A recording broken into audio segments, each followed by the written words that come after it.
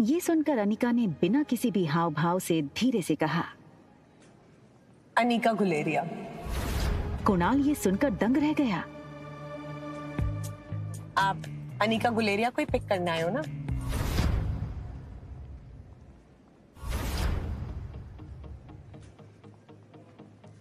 अरे वो उस मोटी को तो मैं टैक्सी में भेज दूंगा। एक काम करिए, आप दोनों मेरे साथ मेरी कार में चलिए, मैं ड्रॉप कर दूंगा आप लोग।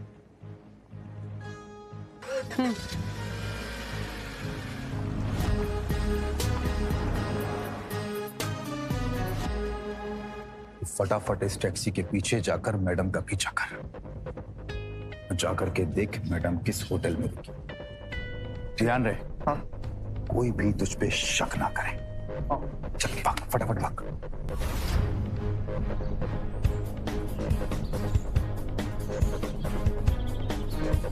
अगले 1 घंटे में अनिका की टैक्सी मनाली की सबसे बड़ी 5 स्टार होटल पैराडाइज इंटरनेशनल में दाखिल हुई।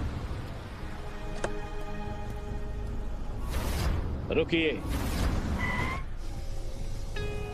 लेकिन उसका पीछा कर रहे राजू को होटल के मेन गेट पर ही रोक दिया। होटल का प्रीमियम इंटीरियर्स और फर्नीचर्स, आकर्षित एम्बियंस और वेलकमिंग स्टाफ को देखकर समझ आ रहा था कि क्यों देश विदेश से आए टूरिस्ट्स मनाली के इस शानदार होटल में रहना पसंद करते थे।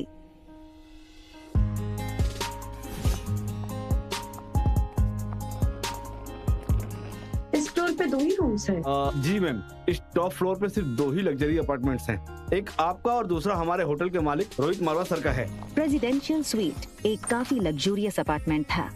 ये प्रेसिडेंशियल स्वीट हर कोई अफोर्ड नहीं कर सकता था, मगर world famous neuro surgeon doctor Amrita उर्फ अनिका को इससे क्या फर्क पड़ने वाला था।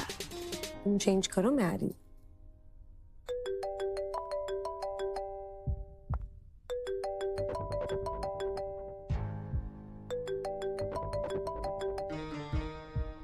Hello Anika, what kind of behaviour is this? Kunal 2 घंटों से एयरपोर्ट पर तुम्हारा इंतजार करता रहा, तुम उसके साथ आई क्यों नहीं? कहाँ हो तुम? आ रही हूँ मैं। अनिका और उसके पिता गौतम के रिश्तों में दरार की वजह गौतम खुद था। 6 साल पहले गौतम ने अनिका से मुंह फेर लिया था और उसकी बेटी रिया को अपनाने से मना कर दिया था। इन 6 सालों में गौतम ने कभी भी अनिका को याद नहीं किया और आज उससे डिवोर्स पेपर साइन करने के लिए बार बार कॉल किए जा रहे हैं। लेकिन डिवोर्स पेपर के साथ साथ गौतम अनिका से कुछ और भी चाहता था। लेकिन क्या? तभी अनिका के फोन पर उसकी असिस्टेंट राजलक्ष्मी का फोन आया। हेलो मैडम, आशा करती हूँ आपकी फ्लाइट सेफ और कंफर्टेबल रही होगी और आपकी नींद भी पूरी हुई होगी। अब ये बताओ, एक्टिंग करने के लिए फोन किया या कोई नई बात बताने के लिए? अरे फिर से वो बिजनेस टाइकून रोहित मारवा का मेल आया था। वो अपनी दादी माँ का इलाज देश की सबसे बड़े न्यूरो सर्जन डॉक्टर अमृता यानी आपसे करवाना चाहता है। इस वक्त वो मनाली में ही है, आप भी मनाली में हैं, तो मैंने सोचा क्या मैं अपॉइंटमेंट फिक्स कर दूं? नहीं नहीं, बिल्कुल नहीं। ये बड़े लोग अपने बड़े बुजुर्गों की चिंता का सिर्फ ढोंग करते हैं। इनका असली मकसद ना कुछ और ही होता है। बड़े बुजुर्गों की प्रॉपर्टी, उनका बिजनेस और पता नहीं क्या क्या। हमें इनसे दूरी रहना चाहिए। Okay, as you wish. वैसे एक बात बता दूं, मैंने सुना है कि रोहित मारवा की पर्सनालिटी काफी डैशिंग है। टॉल, डार्क, हैंडसम और इतनी कम उम्र में इतना बड़ा बिजनेस टाइकून। और अगर लाइफ में थोड़ा रोमांस आ ही जाता है तो इसमें क्या नुकसान है? रोहित का फोटो भेजो। अगर ऐसा ही है तो एक काम करो, तुम ही उसे डॉक्टर अमृता बनकर मिल लो। कि डॉक्टर अमृता के चेहरे को यहाँ कोई नहीं जानता। यहाँ मैं सिर्फ अनिका गुलेरिया हूँ। ठीक है, रोहित की फोटो भेजूंगी, एक बार देख लेना। अनिका हंसते हुए फोन काट देती है, लेकिन इसके पहले कि अनिका लिफ्ट के अंदर जा पाती, तभी अनिका को लगा जैसे मानो उसके पीछे कोई खड़ा हो। अनिका ने जैसे ही पीछे मुड़कर देखा तो वो हैरान हो गई। पीछे रिया खड़ी थी। उसका चेहरा कुछ उखड़ा हुआ था और वो बस अनिका को एकटक देखे जा रही थी। अनिका को लगा कि रिया नींद से अचानक उठकर उसने अनिका को पास नहीं देखा होगा, इसलिए ऐसे खड़ी हो गई होगी। मम्मा जल्दी वापस आ जाएगी और आते हुए ना आपकी फेवरेट चॉकलेट आइसक्रीम ले आएगी, ठीक है? आप जाओ कमरे में और आराम करो या अपनी फेवरेट वीडियो गेम खेल लो, ठीक है?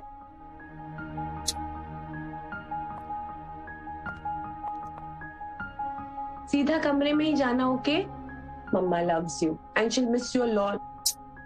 बाहर जाने की जल्दी में अनिका एक बात भूल रही थी कि उसने अपने कमरे का दरवाजा बाहर से बंद किया था। फिर भी रिया रूम से बाहर कैसे आ गई थी?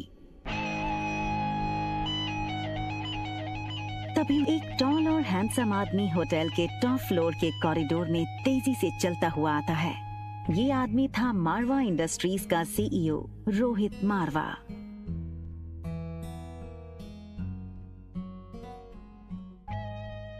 बेटा तुमसे कितनी बार कहा है कि बिना बताए रूम से बाहर मत निकला करो। मेरी बात सुनते क्यों नहीं आ रही? जिस लड़की को रिया समझकर कुछ ही पल पहले अनिका ने बात की थी, वो बच्चा रिया नहीं बल्कि आर्यन था। रोहित मारवा का इकलौता बेटा आर्यन, मारवा इंडस्ट्रीज का इकलौता वारिस। और इन सब में सबसे मजेदार बात ये थी कि रोहित का बेटा आर्यन और अनिका की बेटी रिया दोनों की शक्लें एक दूसरे से हूबहू मिलती जुलती थीं। और रिया अभी भी अनिका के कमरे में सो रही थी। तुम्हारा ध्यान कहाँ है आर्यन? मैं तुमसे बात कर रहा हूँ, चलो अंदर। मुझे चॉकलेट आइसक्रीम चाहिए। ये सुनकर रोहित थोड़ा हैरान हो गया। हमेशा गुमसुम और गुपचुप रहने वाला आर्यन का बर्ताव आज रोहित को कुछ अजीब लग रहा था। आर्यन के गाल पर लिपस्टिक का निशान देखकर रोहित हैरान हो गया।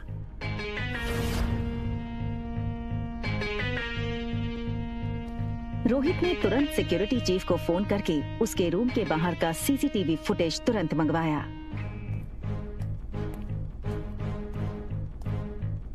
फुटेज में रोहित ने जो देखा वो देखकर वो दंग हो गया। आर्यन एक ऐसा बच्चा था जो किसी अजनबी से तो दूर बल्कि रिश्तेदारों से भी ज्यादा बात नहीं करता था। ना ही उसके पापा के अलावा किसी के साथ मिक्स होता था। लेकिन सीसीटीवी में आर्यन ने एक बिल्कुल अजनबी औरत को अपने पास आने दिया, यहाँ तक कि उसे किस भी करने दिया। ये बात रोहित को बड़ी अजीब लगी। दूसरी तरफ अनिका गुलेरिया हाउस पहुंच गई थी। गुलेरिया हाउस उसका अपना घर। कामिनी यानी अनिका की सौतेली छोटी बहन, उसी के बर्थडे की पार्टी चल रही थी।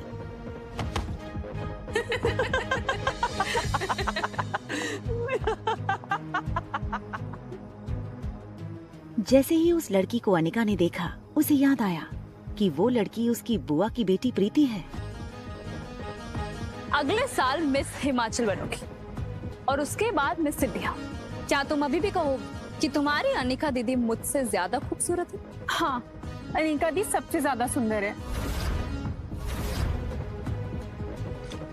अच्छा, तो एक काम करते हैं, वोटिंग करते हैं। तो आप लोग वोट करोगे इस मोटी और मुझ में ज्यादा खूबसूरत कौन है, ठीक है? ये बात कहकर कामिनी ने अपने एक दोस्त से सिगरेट जलाने का लाइटर लिया और उससे अनिका की फोटो जला दी।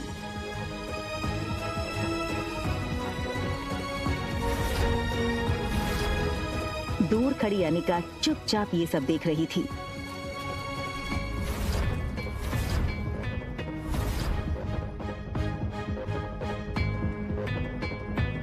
सो गाइस, आप वोटिंग के साथ तैयार हैं? तो बताओ मुझे कितने वोट? कामिनी, कामिनी, कामिनी, कामिनी, कामिनी, कामिनी, कामिनी, कामिनी। बेचारी प्रीति, सारे वोट्स तो मुझे ही मिल गए और तुम हार गई। चलो कोई बात नहीं, अब हार ही गई हो तो इसकी सजा तो मिलनी होगी। तो तुम्हारी सजा ये है कि तुम्हारी इस खूबसूरत मोटी दीदी की फोटो तो मैंने इस जूस के ग्लास में डाल दी, तो बस तुम्हें अब इसे पीना है। चलो। दिन माँ की अनिका को बचपन में छोटी बुआ से ही माँ का प्यार मिला था और प्रीति मानो अनिका की कजन नहीं बल्कि सगी छोटी बहन हो। अनिका दी, हाँ,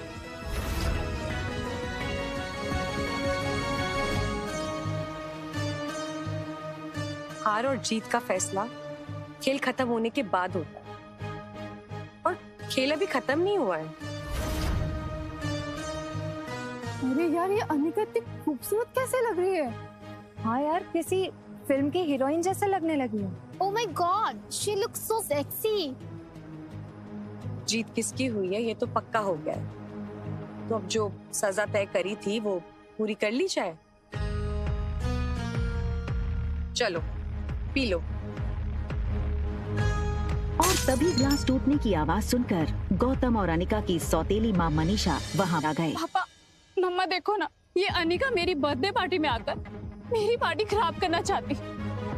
मैंने तो बस इसे इतना कहा कि तुमने अपना वजन कैसे घटाया, और ये कहने लगी कि मैं तुमसे काफी खूबसूरत हूँ और तुम्हारी औकात ही क्या है मेरे साथ। सबके सामने मेरी इज्जत थी पापा। बस करो अनिका, बहुत तमाशा हो गया। एक डिवोर्स पेपर पे साइन करने के लिए और कितना नाटक करोगी तुम? हमारे साथ अंदर आओ, तुमसे कुछ जरूरी बात करनी है।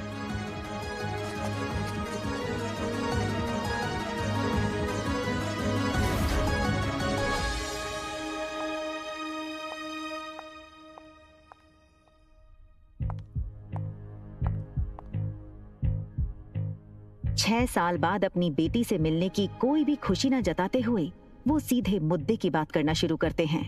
देखो अनिका, जो हो गया सो हो गया। हमें और परेशान करके तुम्हें क्या मिलेगा? तुम मेहरबानी करके इन 2 कागजात पर साइन कर दो। मैं तो सिर्फ डिवोर्स पेपर साइन करने आई थी, ये दूसरे पेपर्स? दरअसल तुमसे डिवोर्स लेने के बाद हम, यानी कि मैं और तुम्हारी नई माँ, ये चाहते हैं कि कुणाल और कामिनी की शादी हो जाए। कुणाल को भी इस शादी से कोई एतराज नहीं है और कामिनी तो पहले से ही कुणाल को चाहती थी। बस कुणाल के दादाजी की एक ही इच्छा है। दरअसल तुम्हारी माँ के गुजरने के बाद उसकी जो फार्मा कंपनी तुम्हारे नाम हो गई थी, वो कंपनी तुम अपनी छोटी बहन कामिनी को शादी में तोहफे में दे दो। मैंने सारे कागजात तैयार करवा दिए हैं, बस तुम इन पे सिग्नेचर कर दो।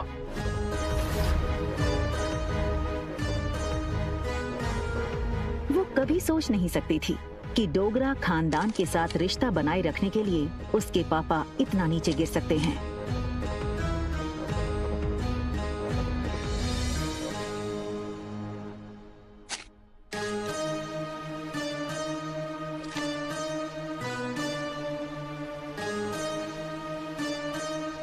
अपना कहलाने को इस दुनिया में इस कंपनी के अलावा मेरे पास कुछ नहीं है। माफ कर दीजिएगा, लेकिन ये कंपनी मैं आपको नहीं दे सकती। क्यों हमें बर्बाद करने पे तुली आने का? वैसे भी बिन ब्याही माँ बनकर जो समाज और तुमने हमारी इज्जत उछाली है, वो कुछ कम है क्या? जो अब अपनी बहन की जिंदगी बर्बाद करना चाहती हो तुम?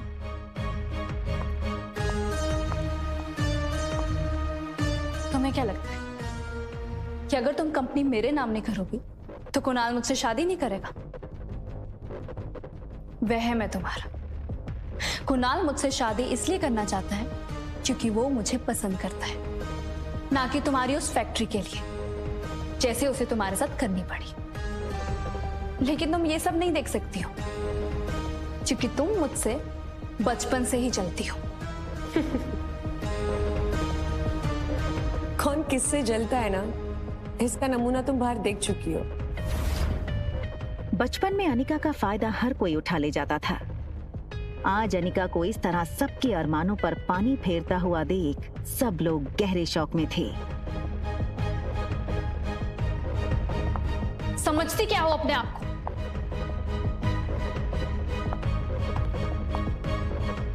वजन घटाया है तो जुबान लड़ाना भी सीख गई हो क्या?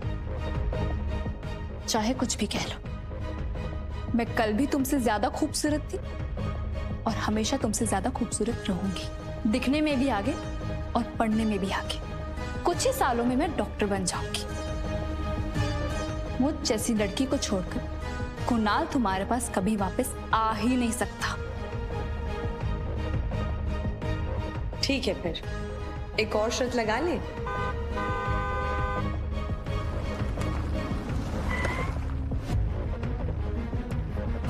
कहाँ गई ये मोटी? 2 घंटा इसने मुझे एयरपोर्ट पे वेट कराया। अनिका, कहाँ हो तुम? क्या कुणाल अनिका को देख लेगा?